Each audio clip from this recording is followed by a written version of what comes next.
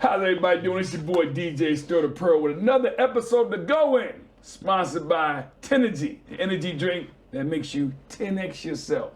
See about 10x's. Woo!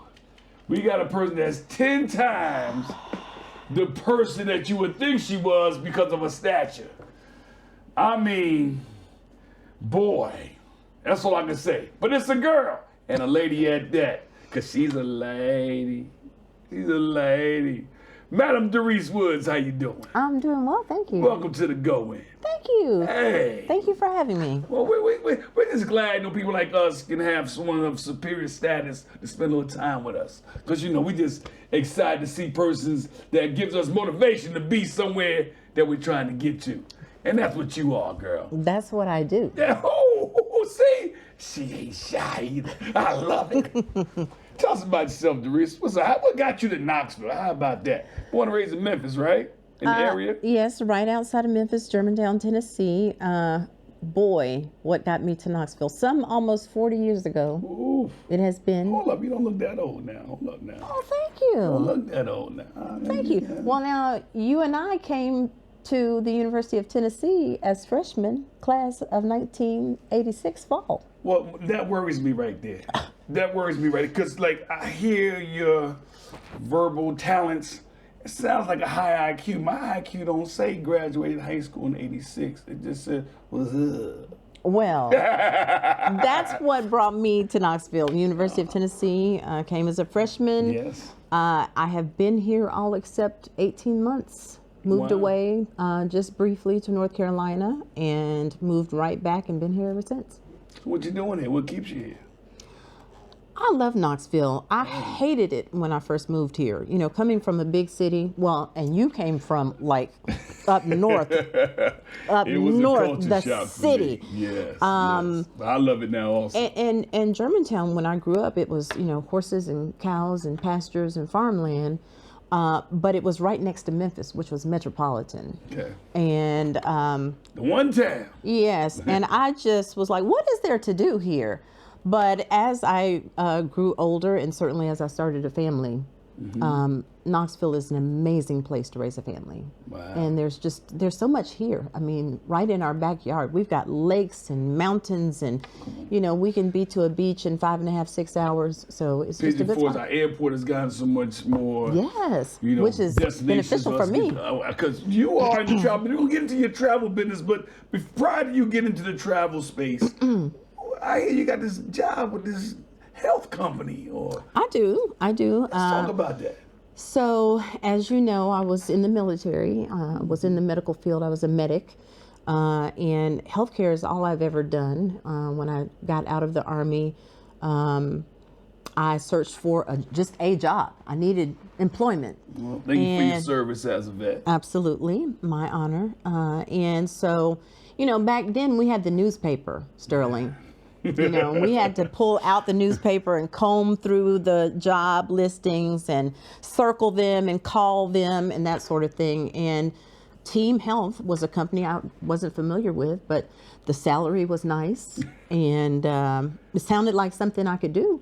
And so I applied, I got the job, and some 30 plus years later, I'm still there. You've been with the same company 30 plus years? I know that's unheard of these days, but yeah, Some people not with the same company 30 plus minutes. I'm just saying, you got 30 years. Whoa. I really enjoy what I do. The founders of our company, Dr. Lynn Massengale, Dr. Randall Dabbs, and Dr. John Staley, those guys had a vision. They knew that they could do a thing, and they took a risk, and they did it. Now they're doing it all across this country. We're in 45 states and 45 DC. states. And because DC is not considered a state, but I would call it a state. Well, 46 then. There you take that. There you 46 go. in the mix. So it's a physician management company. We provide clinicians to hospital emergency rooms, inpatient settings. If you go to the hospital and you don't have a primary care provider, our clinicians round on you and make sure that you're doing okay, etc. Anesthesia. We have a few urgent care clinics across the country, post-acute care, so skilled nursing homes, etc. And my primary responsibilities are around legal compliance, risk management as it pertains to our providers being enrolled with Blue Cross Blue Shield, Aetna, United Healthcare, so that when you go to Park West here in Knoxville to the emergency room and you see one of our clinicians, you got Blue Cross, that clinician's not enrolled, guess who gets the bill? You. Wow. So it's my job to oversee a team of individuals who make sure that that doctor is enrolled. So let me pause right there. So if I have health care with X healthcare company and the doctor that treats me is not underneath that healthcare inside the emergency room, I would get the bill and my insurance wouldn't cover it, or could I send that bill to my insurance? How does that work? Yeah, so you would be billed for it because your doctor would not be contracted to provide services and be reimbursed under your plan. That means you get a bill, and that means Team Health as a company doesn't get paid. So it's a loss on both sides. It's a huge client issue because if you get a bill and you saw a clinician at a hospital that's on your insurance list, you're going to call the CEO, the CFO, the COO, somebody in the C-suite is going to get a phone call, email, letter from you as a disgruntled patient. Guess where that's going to go next? Back to our executive team. So we got angry patient, angry hospital C-suite, and angry me because somebody missed that on our side. And nobody's getting paid for that. Nobody's getting paid. In that during that whole transaction. So you got all these levels and things that happen inside the medical field to which, as I look at the internet, not the paper anymore, and hear about all these issues with healthcare. Yep. And this is a gap that, please tell me, it's getting closer and closer and closed, and the gap is closing. It is. We have, because you think about thousands of people a day that's needing attention in these hospitals, and you miss a connection. And no funds are being dispersed, and unfortunately, someone in the emergency room could be in a situation where they're not able to gain income for a period of time, and they've got a bill, which is going to be hefty in most cases. And that's just one of the challenges that we face in healthcare is making sure that our patient population isn't getting a bill. But there's another component as well. So let's just say you're having chest pains, you're feeling faint, you're sweating, you think you're having a heart attack. Okay? Right. You go to the emergency room, and the doctor that's in that emergency room is going to, do a full workup. They're going to do an EKG. They may send you back for a CT of your heart. They're going to do all of these tests. They're going to get your labs. Right. If it turns out that you just have acute gastritis, you got bad case of gas. You can't just lift up your hip. Yeah. So what happens is some of these commercial insurance companies are not paying for that CT because it was unnecessary based on the diagnosis that you ended up with. But when you first came there, you didn't know any different. You're not trained to know if you're having a heart attack. You're having symptoms that mimic a heart attack. You think you're having a heart attack. You go to the ER, which is what you should do. But you shouldn't get a balanced bill for that x-ray or that chest CT scan that the doctor felt necessary. You're just a prudent layperson. And so there's this bill that we've got attorneys and lobbyists, and we go to Capitol Hill every year, sometimes twice a year, to lobby for healthcare reform so that these types of things don't happen. So you, as representative of your company, Team Health, go to Washington, D.C. to lobby for some of these issues we're having inside the health space? There's a team of us that go. And we, our company and many others across the country, there are several associations that address these issues. From the emergency medicine side, there's ACEP, the American College of Emergency Physicians. There's the Management Group Medical Association. There's the Emergency Department Practice Management Association. So all of these groups come together, and there's strength in numbers. So if we're all presenting the same case in a unified front, we are hoping that we can gain the support of our leaders in Congress and in the Senate to understand what we're needing to change, and that they're sensitive to that. It's amazing. We hear about all the different things as far as healthcare, trying to keep costs down to the patient. And here we got a scenario where a company like yours is 46 states strong, 45 plus DC.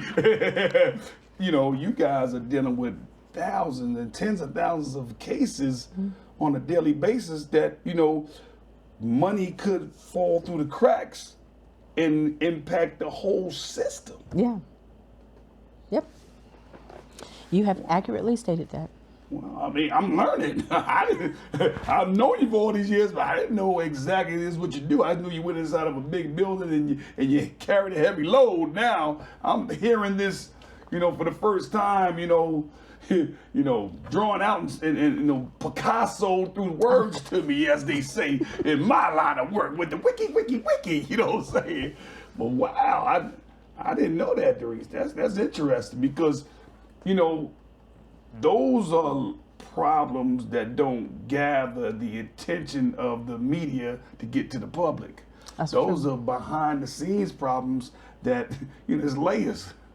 Yeah, And I'm thinking, you know, if you try to get costs down or just make sure everybody gets paid that's done the work first, that could probably drive costs down because it's got to be compensated when it's missed. Payments are missed somewhere, and a lot of time it goes on the patient and the consumer. This is true. This is true. And, you know, while I never, ever would support the actions taken with regard to the former CEO of United Healthcare. You know, someone took his life. And the reason that we heard in the media for that was that it was a disgruntled patient or patient's family member because of this exact thing. You know, our company is in a continuous battle with not only United Healthcare, but several commercial payers that just don't follow the rules. You know, Medicare and Medicaid, there's a federal agency that dictates and has regulations that the state Medicaid agencies and of course Medicare is held to.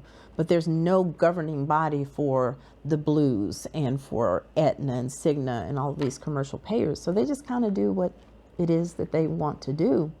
And, you know, our company fought against United Healthcare in really a turn of the tides, if you will, lawsuit. It was a precedent in the industry. You may remember several years ago there was a horrible shooting in Las Vegas at a nightclub. Yes. And several lives were lost. Yes. And hundreds were taken to the emergency room. And Sunrise Hospital Medical Center is one of our facilities that we staff. So they saw our clinicians in that emergency department. And so you've got massive trauma, gunshot wounds, Excuse me. you know, people bleeding out, going to the emergency room. Now, just take a guess at what you think a physician's compensation for treating a massive gunshot wound in the emergency room would be. $10,000.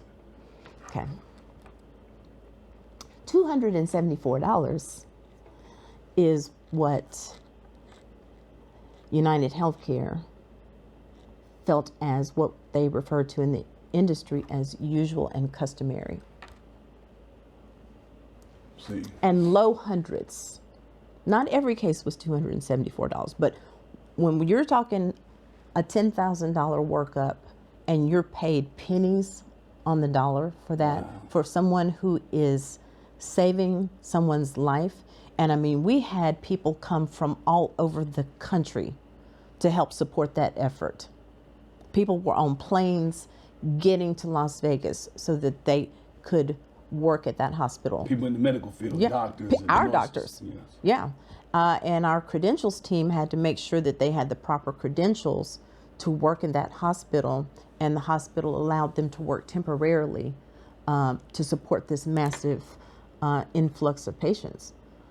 But when you're doing that type of work and you're not getting even anywhere near the equivalent to what it takes to care for a patient in that type of condition, it's just ludicrous. It is ludicrous. And we won to the tune of several millions of dollars. And again, that set a precedent across the industry for other people to bring suit when they're not getting fairly paid. You know, we say that because, you know, I guess everybody, you know, wants more money for what they do. And Yeah, I want some more. Absolutely. You know, I get it. You know, I want more. I think we all want more. Yeah. But when you have a blatant situation supported by facts for work and value of your work being absolutely obliterated in value when it comes to the check that's handed to you, that can sometimes be insulting. Yeah. Oh, yeah. Well, I'm gonna go 99 times out of 100. It's insulting, let alone, you know, you devalue the type of all the work that I put in to get to the point that I'm at, and then you're gonna pay me as if I never put that work in, and then don't see the value of what my work did, you know, saving people's lives and, you know, treating, you know, wounds and mass influx to hospitals and, you know, and this the whole healthcare situation. I know as a consumer and as a patient, you know, I'm always wanting lower payments and everything.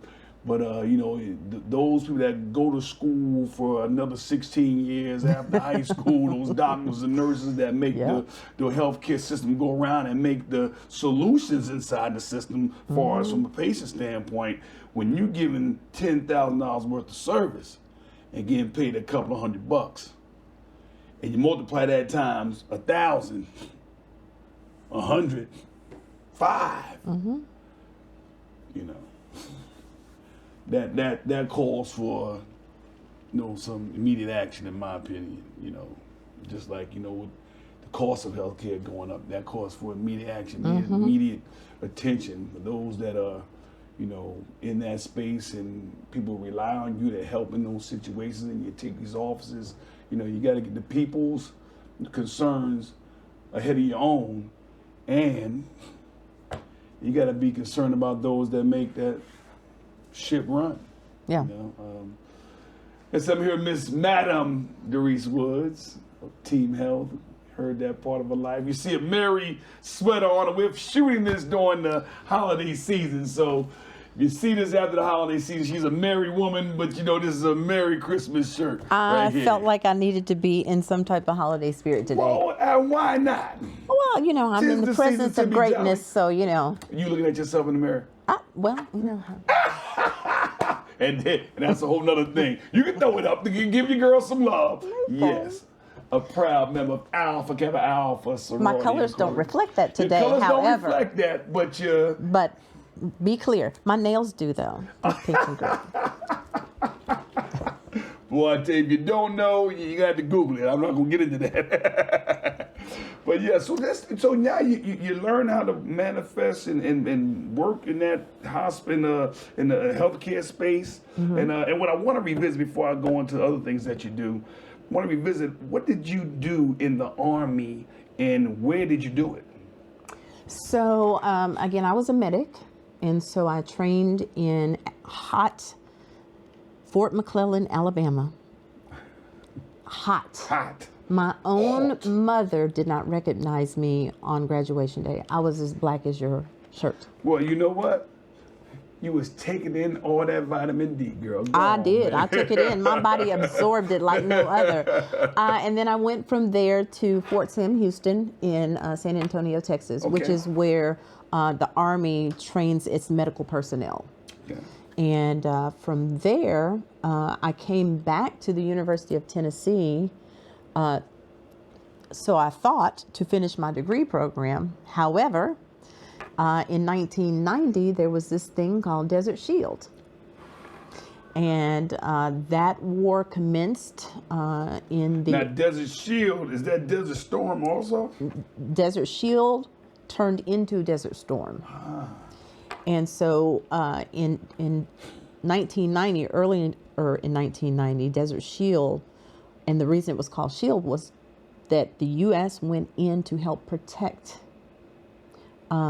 those in Saudi Arabia, Iraq, and Kuwait.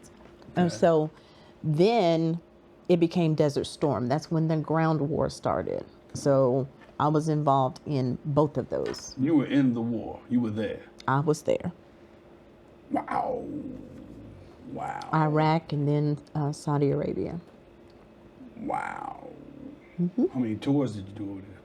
Just the one. Just the one? Just the one over there. In my military career, I also had an opportunity to do a project in Egypt. And so, I tell you, Sterling, if you've never left your surroundings, the world can't open up to you. And while I was at war, I never probably would have ventured over to the Middle East on my own account. Fortunately, the ground war ended shortly after we got in country. And then I was attached to an engineering battalion. And so we were in Saudi Arabia, King Khalid military city. And our unit was helping to repair roads and bridges and building outer buildings for equipment and things like that. So I pretty much just hung out on an ambulance most of the days in the hot, blazing sun. That you were trained for before you got there. Yes. In Alabama. Waiting for somebody to, fall out from heat exhaustion or to, hammer a nail into their hand or, whatever the case may be. See, it's amazing as I hear about your journey from Germantown outside of Memphis and back when it was all farmland. Now it's very much enterprise now. Yes, it is. And then you came to Knoxville, and Knoxville is Knoxville back in the 1980s, and it is what it is. And then you go out to Carolina, and then you hang out there, and then you come back to Knoxville. Everything, and then pause. You get into the Army, and now you with Team Health. Everything you've done, as I see it, has been behind the scenes infrastructure fixing to make sure the world goes around in a circle. Because you're doing things that are so impactful to life and lifestyle as we know it, but no one knows what you're doing. It's not publicized. Well, and I'm not that person to just put it out there on blast. If you ask me, surely I will tell. I just try to live a quiet life. I do, as the saying goes, live out loud, because life is to be lived. And I have, those experiences, the military, my time at Team Health, I'd say between 2008 and 2015, we grew. We doubled in size. And that was through mergers and acquisitions. And so as part of the team that went out to do due diligence to make sure. Momentum phase. That's a huge momentum phase. Significant. Yeah.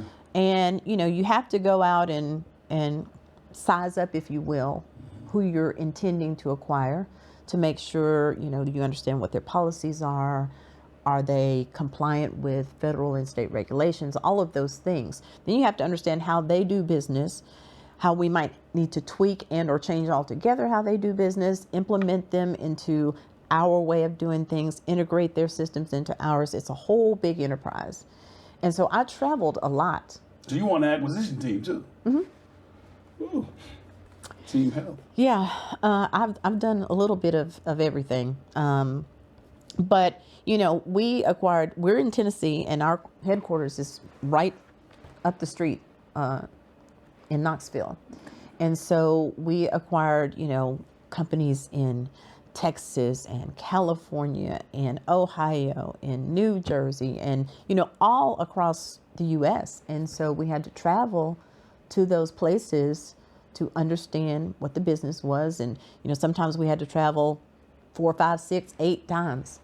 And I know that, in probably 2016 and then again in 2018, I thought I was going to have to rent a small apartment in the Bay Area. Hearing about you out there in Cali all the time. San Francisco. Yeah, we talked about that. And so, it just opened up just the U.S. Yeah. You know, I had not been to some of those places before, and you have an opportunity, if you have some downtime, If.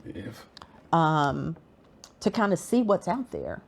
Well, see, it's amazing because you talking about you've been these places and you've been overseas, you're in the war. You got to work for a company that's in 45 states and DC, which I say 46 states. Mm-hmm. There's people watching this podcast right now and have not been to more than 3 or 4 states, and you've been to at least 45 states. I don't know how many countries you didn't, you know. So travel got I guess you got intrigued by all these different things you were seeing. Mm-hmm. So here you are working all behind the scenes of Team Health, making sure these transactions are fulfilled, all these documents and compliance things are happening, and then you got that travel thing that happened to you during your acquisition years, and you got into the travel space. I did.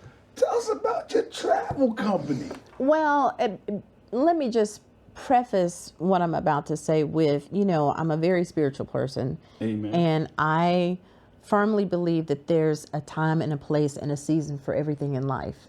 Okay. And all of those things, war certainly was not pleasant, but, you know, being in the military, which included the war, kind of helped shape me and mold me into a person that wants to see the world. You know, until you have, I mean, you know, you just said it. Some people have not visited 3 states. Some people right here in Knoxville haven't been past Morristown. Yes. And, you know. Or the other side of town. I know a couple of people that are in their adulthood have not been to the other side of town of Knoxville. Both sides. Fair enough. And so, you know, having the ability to see the world just makes me thirst for more. I mean, I have a bucket list like no other of places that I haven't been that I still want to go. And, you know, we're in the age of social media. Yes. And, you know, I'd post that I'm here and, you know, I'm posted that I'm there. And one of my sorority sisters that I didn't even know, but we were friends. I don't even know how we got connected. But she was in the travel business, and she said, "You're always going somewhere." She said, "You ought to think about starting your own travel company." She said, "You'd be your best client." And I am.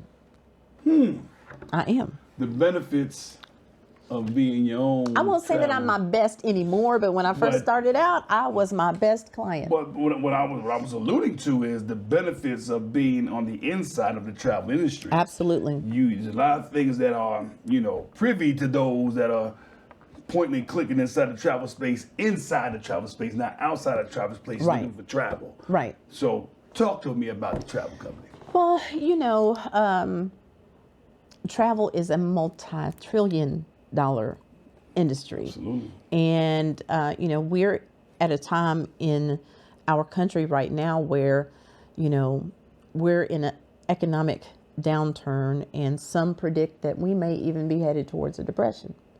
However, my phone, my email, my text messages have not stopped with people that are wanting to travel.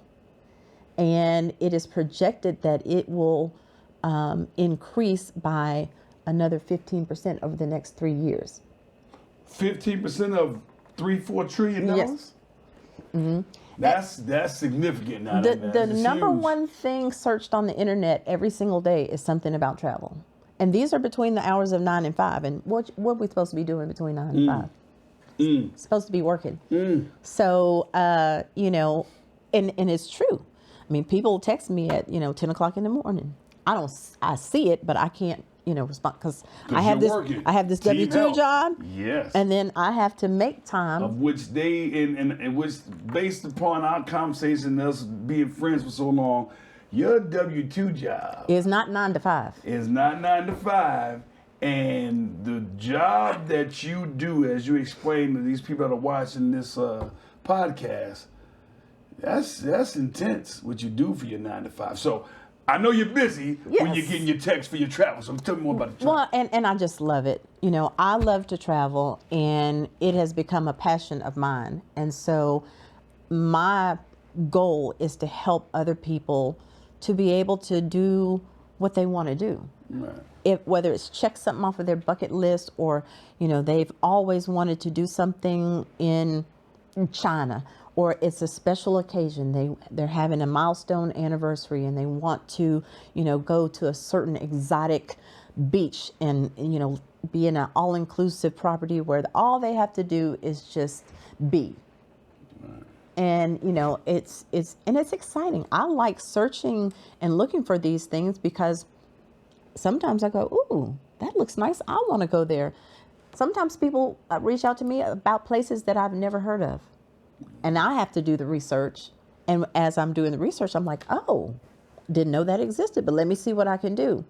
And to your point about, being on the inside as an agent, I have access to things that the public won't see. Right. Now, that's not to say that, there won't be some special that's advertised either via email or just by doing a Google search. Because, now you can Google anything, and Expedia and Travelocity and all these things will pop up. Mm-hmm. But there's something about having that inside knowledge of the whole package, if you will. Because people will book their airline tickets and then they'll go and, get their hotel or resort through some third party company, or maybe even directly with the property. And when I hear about, oh, you did? Well, how much did that cost? Oh, it was this. And I go, you'd have called me. I could have saved you probably, $500-800. Wow. Because, the airlines. The way you book it and the packages, time and attention that you put to knowing certain things like packages, hotels don't want their beds to go empty. Right. Airlines don't want their seats to be empty. So they barter. And they negotiate and come up with these great rates to where the air and the hotel or the resort are coupled. And so the consumer gets that discount. But a consumer can't see that on a website that they can Google. Right. I can see that in the engine for that supplier that has put those things together. And the savings are astronomical. The other thing that people typically don't think about when they're booking travel is insurance. Travel protection insurance. This has been a year. We've had hurricane after hurricane, other natural disasters. Rainstorms. Yeah. Oh, man. And people get sick. Yeah. Doesn't have to be you. It could be your loved one back at home, your mother, your child that could get sick. So you're an advocate for this insurance when Absolutely. Absolutely. Okay. If you're going overseas, I'm not going to book it without it. I did that one time and I felt so bad that I won't ever do it again. I had an individual who put a sizable down payment on a trip.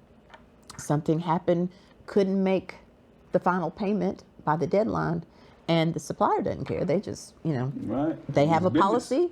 Yeah. And, it's all explained in the documentation that they received, and they couldn't get their money back. See, these are things that, I myself travel with insurance also. Not necessarily overseas or international. When I travel locally, I get insurance. Mm-hmm. And I tell people this, some people, unfortunately, some people look at travel and they maximize their budget on the travel. Mm-hmm. Okay, if you do that, make sure you can ensure your maximization. Right. So, the extra $20-30 for insurance, I'm not paying that. You got to protect $1,000, $2,000, $3,000. Absolutely. And my thing is, don't go out to eat or don't buy that shirt. Make that sacrifice so that you can ensure your good time that you worked hard to have. Well, even if money is not an object. I mean, I had a client. She booked a trip for 5, mom, dad, and 3 children, to go to Dubai on spring break.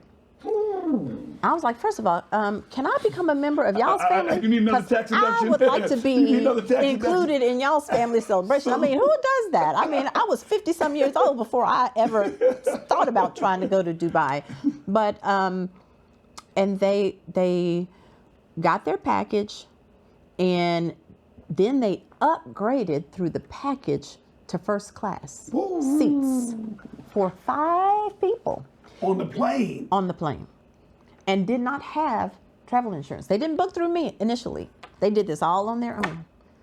And I told her, I said, I would not have booked this for you You're without talking about thousands of dollars now. tens. 10, yeah, thousands. I try to make that long. Thousands. $21,000 to be exact. Now, they were able to get their money back on the hotel. What happened was, I think the baby child, children's passports expire every 5 years versus every 10 years for adults. Wow. And, she knew instinctively that the rest of everybody's was good except this younger child. And it's the night before they were going to drive to Atlanta to get on the plane.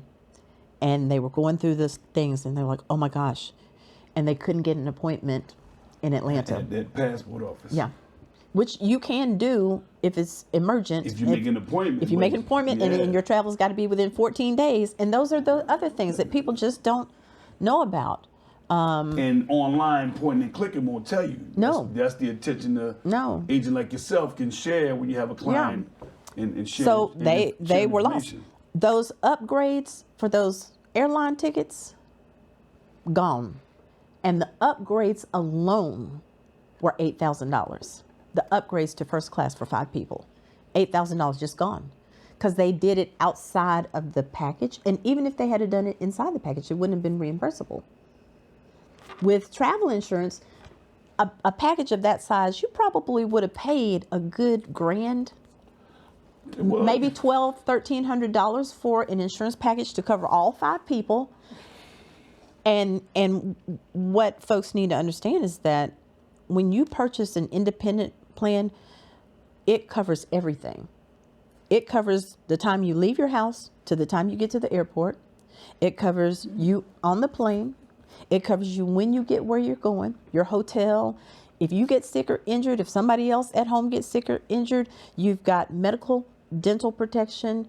You've got airlift protection if you need to be airlifted somewhere. Your transportation back home until you get to your door again. Now, you can buy what they call pre-departure insurance. That's exactly what it is. It covers if anything happens until your boarding pass is scanned. Once your boarding pass is scanned, you have no more protection. So when you get where you're going, you're on your own. Cruising, which that's my most favorite type of travel in the world. No. You can buy the cruise. If you go on a Royal Caribbean cruise, you can get their insurance. But how you going to get to the port? Because we don't have one here in Knoxville. You might not have one where you live, unless you're in Galveston or Miami or one of the places where there is a port. You got to get there, whether you go by car or air. When you get on the cruise, it'll cover your cruise. But what if you have a pre-hotel night, pre-cruise hotel night, post-cruise hotel night? What if you go on an excursion and fall off of a rock or something? You're not covered. So it's just knowing about these things that most people wouldn't know. There are a lot of insurance products in the travel space that are limited. You. Yeah, they can protect you, but they're limited unless you have a policy that is a global policy that covers every piece of your travel.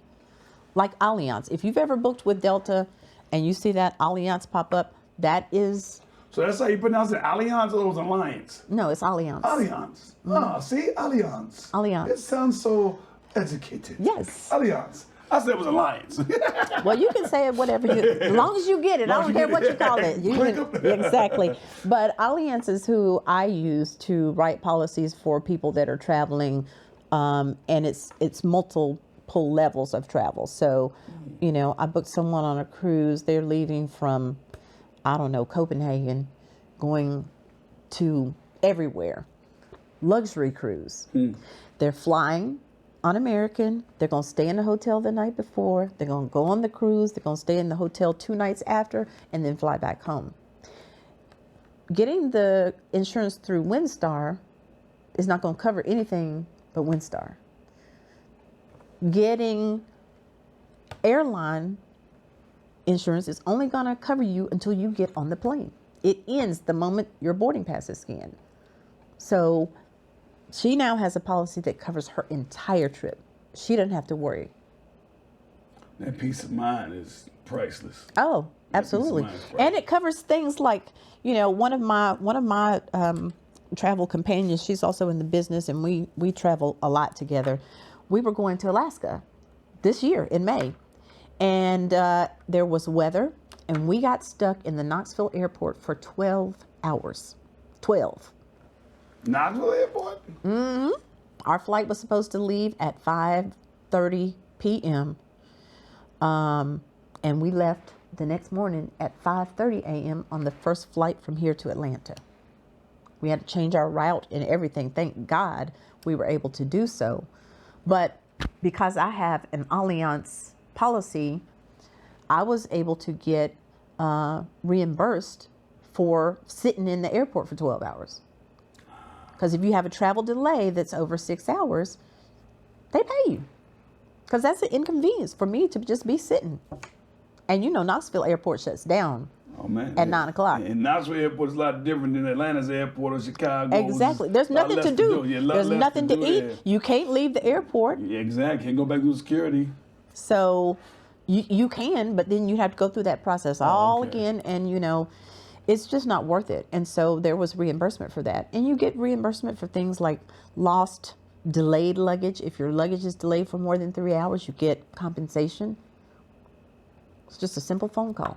Yeah, that's amazing, because these are components of travel that, the masses don't even think about. Insurance and what insurance and how to get the insurance and what it covers. When you travel, most people are just trying to find the cheapest flight, get there and go. Exactly. Exactly. Cheapest hotel, get there and go. Exactly. And that's, one thing that I always say is, people call me, well, what's the best I'm looking for some deals. And I'm not a deal person. I mean, I will get you the best that your money can buy. I will get you the best value for your money. And, most people don't even really consider what's my budget. Right. They know where they want to go, and they have grandiose ideas about what they want. Yeah, I want to go to Turks and Caicos, and I want a house, and I want one of those infinity pools, and I want butler service, and I want this and this and this. Okay, what's your budget? $3,000? No. Yeah, that's challenging. You can't have that. It's funny you say that, because I was just speaking to someone the other day. He asked me, Sterl, how much the hotels normally cost in Knoxville? Well, you can find one for $35. You can find one for $1,000. I got all of them. Right. How much you want to spend, dog? Exactly. I got all kinds of hotels in Knoxville now. Exactly. You can get one for $35. Or I got one that you can get $1,200. Now you're living lovely. Exactly. For one night. And you know this about me. I don't do colors and numbers. I mean, you can go online and you can do that yourself. Not that there's anything wrong with colors and numbers. I will stay at a color or number if I need to. Nothing wrong with if I'm driving somewhere and I get tired, I'll pull over, and if it's a color or a number, I'll be right over at the Red Roof Inn, and I will be at the Motel 6.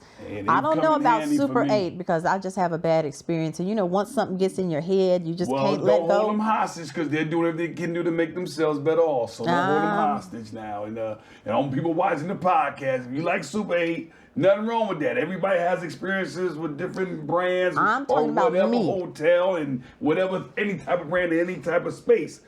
Super 8, I like them. Well, I like them. I don't dislike them, but most people that come to a travel agent aren't looking for the Super 8 and the Motel 6. They're looking for a luxury vacation. They're looking for a beach resort, all-inclusive. They want sand and sun, or they want a cruise that's all-inclusive, and, they want a hotel that's near the cruise terminal so that they can either get a shuttle over or it's a short walk. Those are the types of things. I want to revisit something, Derise. I want to revisit something. You said right now we're in a situation where we're probably going to see a huge recession, maybe a depression. But the travel space is looking at a 15% increase over a $5 to $6 trillion industry. Okay. And, I've been thinking about that since you said it. It's amazing how much, and I've always felt this way, and I'm certain you do too. And I want my viewers to understand the value of travel, the value of vacation. Yeah. Because you have to recharge to maintain. Yes. Every battery goes dead. Every car runs out of gas unless you refill it or recharge it. Yeah. It's the same with the human body. Yeah. You've got to do something different to recharge your normal. This is true. And, you know, we talk about the 3 R's of education, you know, and it's improper. So, you know, I don't like it, but it's reading, writing, and arithmetic. Reading, writing, arithmetic. We have the same in travel, or at least I do, you know, relax, recharge, and rejuvenate. Yes. You have to do those things. That's why companies afford PTO, personal time off, vacation, annual leave, whatever it's called, because they know you need that. And one of the things about travel now, and by now I mean in this day and time that we are in post-pandemic, you know, our country was on lockdown. Oof. And unfortunately, as a nation, we saw loss in masses like we have never seen before in my lifetime. Now, some people that are, you know, in their 80s and Maybe a little longer than that, prior to depression, you know. Times, yeah. They've seen some tough times. But the pandemic taught us something. You know, tomorrow is not promised. Life is short. And life is to be lived. So more people they're just saying, forget it. I've always wanted to go here. I'm going here. Yes. I've always wanted to hike up this mountain in Peru to see the Machu Picchu. How do I get there? Where can I stay? I've never been on a cruise. I've said that I wanted to cruise. Where can I go? I can get you on a short cruise that's 2 or 3 nights just to get your feet wet to see if you're going to like it. It's not for everybody. It's definitely for me, but it's not for everybody. And if you want to, literally get your feet wet and get on a ship, I can do that. But that's the mentality of people all around the world, not just in this country, because, the pandemic didn't just affect the U.S. Facts. It was a worldwide pandemic. And so people are just, they're checking off those things on their bucket lists. Nice. Because they don't know if next year will come for them. They don't know if next year will come for their parents. What we're seeing now is a lot of multi-generational travel. Moms and dads with their kids and the grandparents and the uncles and the aunts. We're seeing more and more of that. And I see that from every country. And what's beautiful about that, the bigger the group, the more you can impact the discount of the price. Absolutely. And that's creative to me. I think that's kind of creative to get to where you want to go and be with loved ones at the same time. Absolutely. Tell us, look, this thing here, we all into the travel and everything. Tell us about the company, name of the company, where they can find you online and the number. Tell us about the travel company. Well, again, the name is? It is I Go Places Travel. I Go Places Travel. Because that means you can go places and travel, because I go places and travel. I means her, and it could be me, but it's probably you. So make sure you get it going. I Go Places Travel. Exactly. The entire I Go Places. 4 words. You can count. I can count. I got one more thing. Give me another name.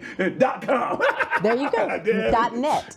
.net. IGoPlaces.net. That is the website. IGoPlaces.net. If you want to have a travel experience that you never had before in your life, or want to travel for the first time and have the attention of someone treating you like a VIP, Madam Derise was. IGoPlacesTravel.com. Net. I said I messed it up again. Okay. I Go Places. What is it? I travel places to go.net.com. Just hush for a second. Okay, I'm sorry. IGoPlaces.net is where you can find information about my company, little personal story about me and my love for travel. If you don't know where you want to go, or you think you might know where you want to go, there's a button that you can click that says request a quote. That's just where you say, I think I want to go here, and I want to go on these dates, and it's going to be this many people. I'll research it. And I typically provide 2 or 3 options, usually a high, a medium, and a low, because at this point, I don't necessarily know your budget unless you specify. And for whatever reason, people just don't specify what their budget is. Right. I get that. Yeah. I get that. And it's so important because it determines where you can go and how you can get there and where you can stay and what the amenities are going to be. And what your experience entails. Yeah, absolutely. And then the other button is ready to book. So if you know where you want to go and you just need somebody to handle all the details for you, make sure that you're insured and that you get exactly what you need, click that ready to book, and it's a passenger information form.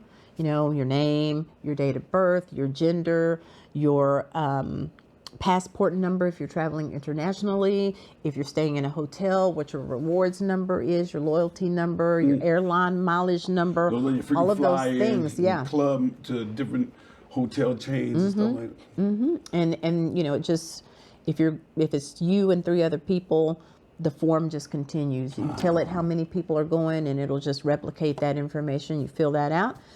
Either one, as soon as you click submit, I get an email and I'll get right on it. You don't have to click those buttons. There's a, request info button at the bottom that you can just send me an email and just, call me. I can call you. What I like, though, is probably the more information they give you, the easier you are able to process it faster so you can get back with someone. Yes. And I do phone calls. I can set up a Zoom meeting and show you properties online that are available, that are in your range, and based on your requests. Let me ask you a question. So if I'm going to igoplacestravel.net, yay! And I'm clicking inside the website. Yes. Okay. And I give you all the information I have, because probably when you reply to me, I'm gonna have more information I had about what I want to do. You know what I'm saying? When on your reply, because I'm not an experienced traveling person. Okay. So then all of a sudden you give me a color and a number spot, but then the next option is suites, the Embassy Suites, or Ritz Carlton, and I wanna. Right now, I'm not ready to have that type of experience, but that's what I want. So am I able to pause my vacation or my travel experience with you and put money down and save up and pay that off? Absolutely. To the level I want to go? Yes. I will. There's one caveat to that. Now, if you're trying to go next week, no, yeah. Or, depending on what it is. Well, that's what I said, put a pause on it. Yeah, depending on what it is. If I have X amount of dollars and I need X amount of dollars, can I put down my X dollars to get to where my XX needs to be? Yes. And then in most cases you can. Okay. For most vacation packages, and by that I mean you're coupling your air with your lodging, whether that lodging is a hotel or it's the all-inclusive resort. There are restrictions by those airline companies, whether it's American Airline Vacations, Delta Vacations, United Vacations, Apple Leisure Group, what have you, Southwest Vacations, which we have to think of now that we have it here in Knoxville. Coming in Knoxville in March. Yeah, so they have requirements. For instance, American Airline Vacations, your final payment is due 45 days before your date of travel. Okay. Deltas may be different. Southwest may be different. Typically, it's no more than 90 days prior to your travel date. But yes, I have people that are looking for things. I have a couple that's going on their 20th wedding anniversary, and they're wanting to cruise on a new ship in 2027. We haven't even got to 2026 yet. Whoa. But I'm booking all the way into 27 and some early 2028. There are travelers that are so adept inside the travel space, they look for 2027 for a new boat? Yep. What kind of research are they doing? Wow. They just know that that's what they want to do. They love to cruise as well. Okay. And the wife in this couple actually was able to tour a brand new ship with me at the beginning of last year, Royal Caribbean's Icon of the Sea, which is a city on the water. I mean, look that up if you don't know about it. Google that ship if you ain't know anything about it. That is the Miami huge. Highway Patrol had to manage traffic because the interstate on 95 was at a standstill, because when that thing lit up at night and was getting ready to take off, leave port, it was just, nobody had seen anything like that before. It probably It's looked like the huge. entire Las Vegas Strip It moving holds on water. 7,000 passengers. On one boat? Yes. Nah, I ain't believing that. Yes. And there is everything in the seen world to boat. do. I've seen the boat, but I don't know 7,000 is on it. And you know, that's a large number, and people like, oh, I don't want to be with that many people. I will tell you, there are so many nooks and crannies and clubs and bars and eateries and pool areas and lounge areas and spa and library, all of the things, water slides, you know, flow rider, simulated surfing, all of the things, shows and game shows. There's so much to do that it doesn't feel crowded. You know, it doesn't feel like you're with 7,000 other people. But she was able to experience that. So she's like, okay, I want to be on a new ship in 2027. I was like, all right, I got you. Wow. So she can start, that big she can out put her there. deposit down, and deposits vary as well. Some require $200 per person. Some require a percentage of your total trip cost. It just depends. There's no catch-all. You got to pay this much down and your balance is due at the same time. It's just specific to the particular supplier. But absolutely, I call it vacation on layaway. And you know, it's crazy because I think all this information we have with our smartphones that make us smart, because I'm really not that smart. But I'm smart when I got my phone. You understand? And But you now have the right phone. Yeah, you know what? Let it be said. I came over to the dark side. You came over to the right side, dark or not. The Droid and iPhone team, boy, I tell you, that's always gonna be something. Either you are or you ain't, and you when switch over, it's a learning curve. But you know, I'm saying all this because when you think about travel, and you think about what you want to do for vacation. And you think about spending quality time with your loved ones, Right. in another place. Yes. I want to encourage everybody to, one, do your research. Two, go to igoplacestravel.net. And You most don't of have all, to do too much research. You just have a general idea. I want to go to the Caribbean. Some don't have an idea. They just say, I want to go and do this, and that's that. Well, do the extra step. Yeah. Do A and B, and then let her see you through. That's what Exactly. I'm saying.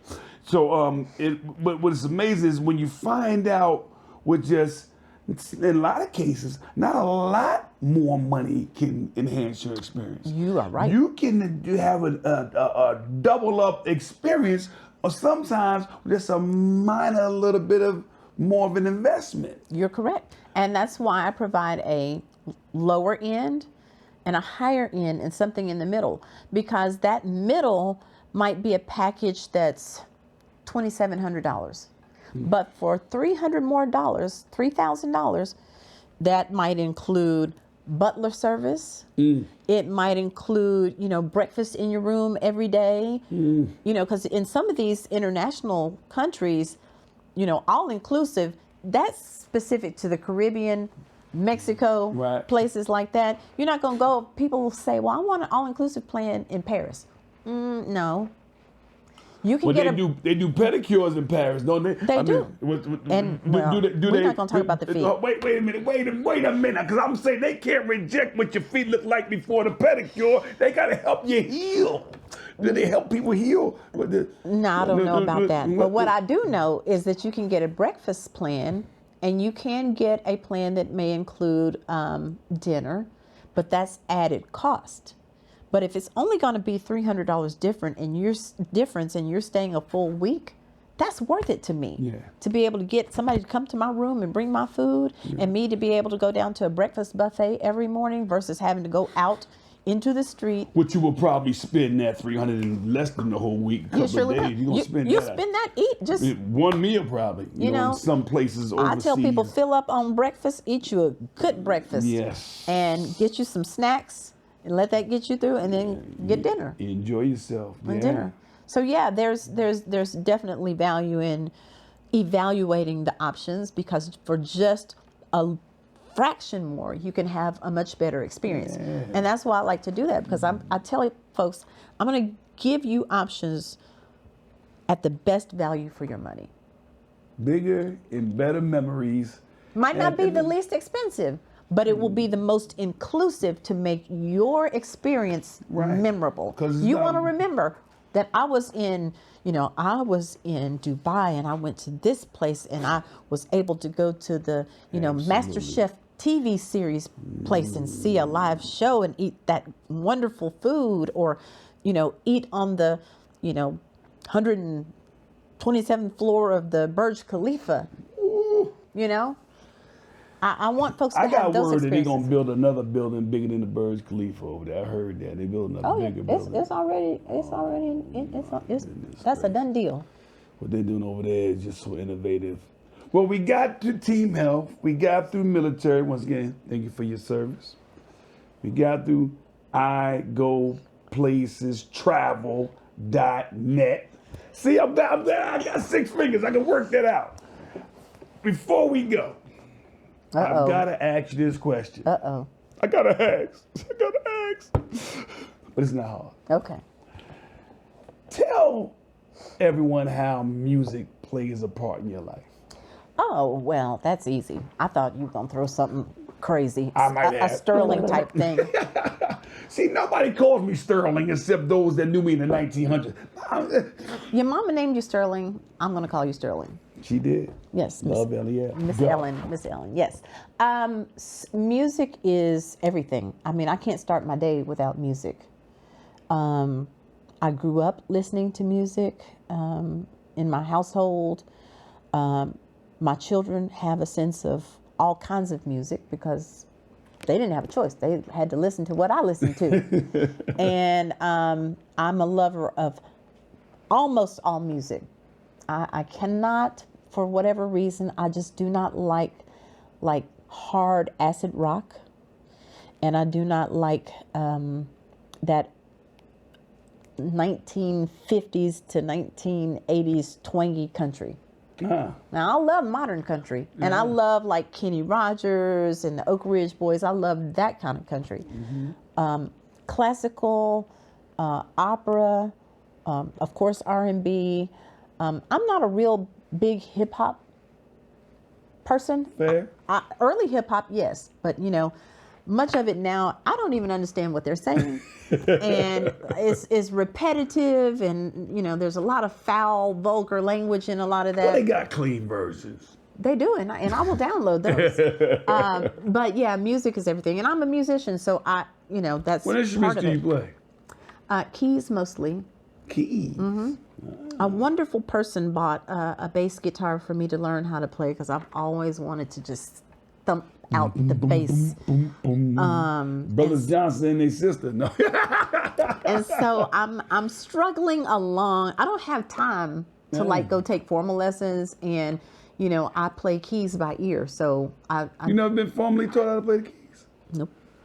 No, I've got a real good friend of mine, knows some of my sayings, who learned a lot of instruments. Steve Lee on his own. He's got he's amazing. Thing. He's got a big thing going to Memphis right now with the young people. He's doing some great things. Yeah. And when the world becomes smaller when you travel. Yes. I was in New York City at Londel's, which is a restaurant in Harlem, and I went there to eat because I heard it was a good place to go.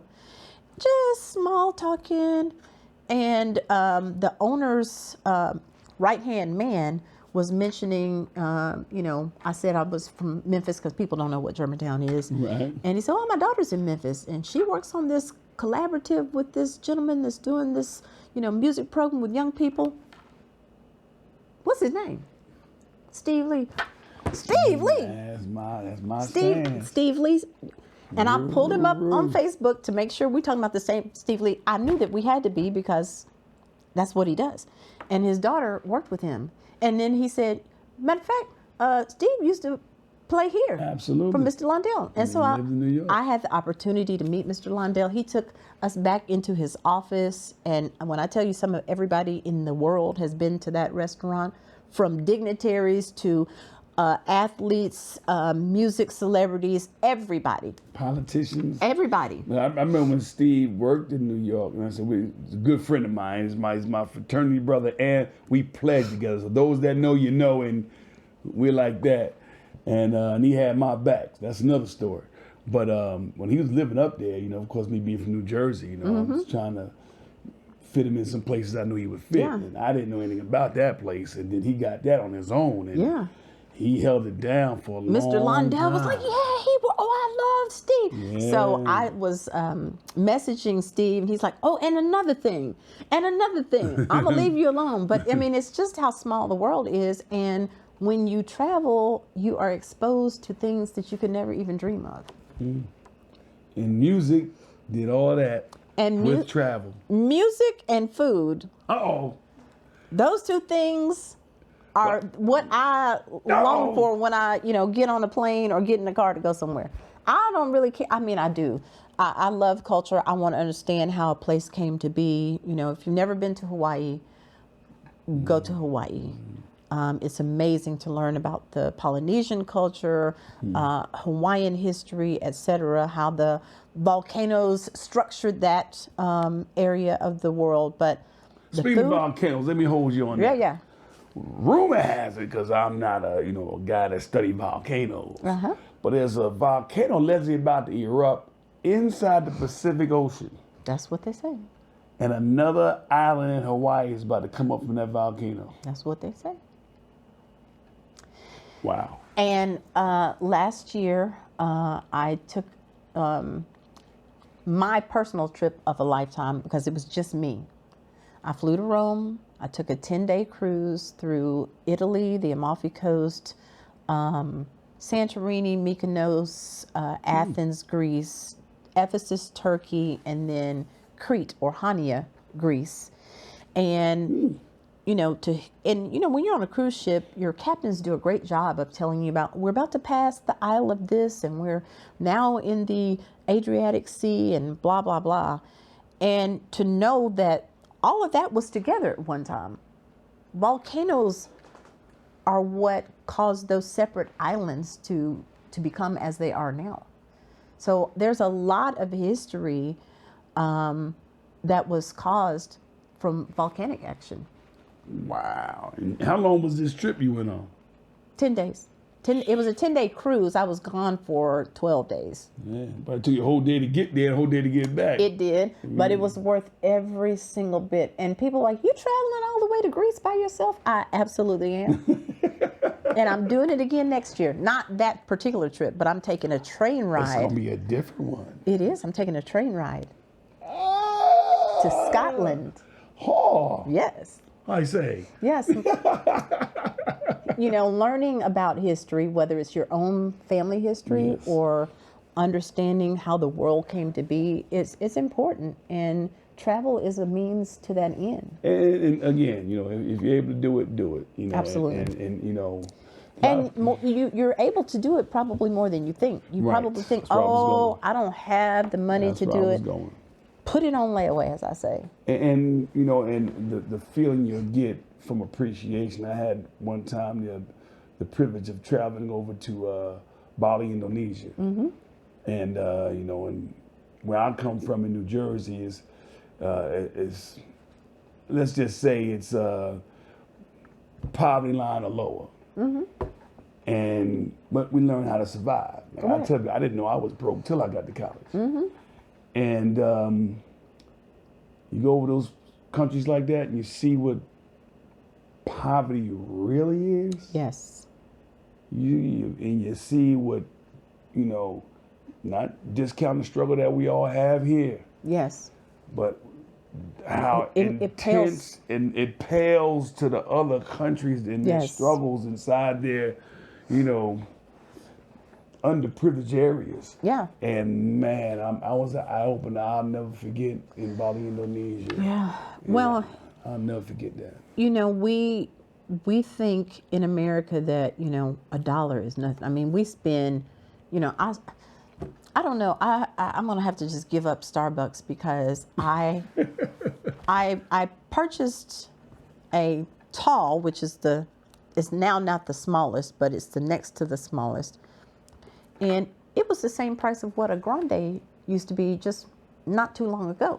It was like $6 for, you know, something that's this tall, and so we take the dollar for granted. But you go to even the Dominican Republic, which is close to get to from this part of the United States in particular. Yes. And, you know, the workers there, whether you are a room attendant, whether you are working in one of the banquet halls or the restaurant or the buffet, if you tip them $1, that's the equivalent of giving them like $100 over here. Yes. I mean, it is just same thing on cruise ships. You know, if you're on a cruise ship, there are people on that ship from all over the world, and they spend months on end. Most of them do like 6-month rotations.